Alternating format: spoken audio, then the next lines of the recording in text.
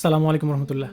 সুপ্রিয় বন্ধুরা, আজকে আমরা পবিত্র কোরআন থেকে সূরা আল আহজাবের ৩৫ নম্বর আয়াত দেখব। আউযুবিল্লাহি মিনাশ শাইতানির রাজিম। বিসমিল্লাহির রহমানির রহিম।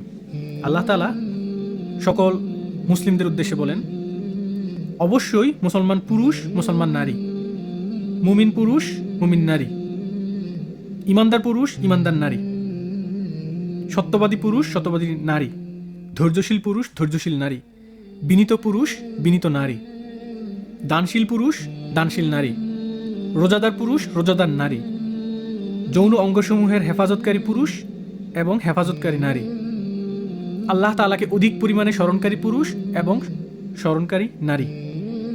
এদের সবার জন্য আল্লাহ তাআলা ক্ষমা ও মহাপুরস্কার ঠিক করে রেখেছেন। সুপ্রিয় ভাই বোনেরা, সূরা আল আহজাবের এই ৩৫ নম্বর আয়াতটি মুসলিম জীবনে আমাদের জন্য অত্যন্ত গুরুত্বপূর্ণ একটি আয়াত। এখানে আল্লাহ তাআলা শিক্ষা দিয়েছেন একজন মুসলিম হিসেবে তার কেমন হওয়া উচিত।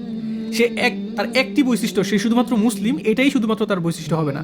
সে একাধারে একজন সাচ্চা ইমানদার হবে, একজন সত্যবাদী হবে, একজন ধৈর্যশীল হবে, একজন বিনয়ী হবে, একজন দানশীল হবেন, একজন রোজাদার হবেন এবং পর্দানশীল হবেন এবং আল্লাহ তাআলাকে অধিক পরিমাণে স্মরণকারী হবেন।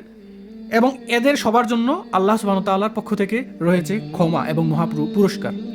তো এই আয়াতটা যদি আমরা আমাদের ব্যক্তি জীবনে, পারিবারিক জীবনে, সমাজ জীবনে যদি আমরা পালন করতে পারি, আমরা মেনে চলতে পারি, আশা করা যায় আল্লাহ সুবহানাহু ওয়া তাআলা আমাদের সবাইকে ক্ষমা করে দিবেন ইনশাআল্লাহ।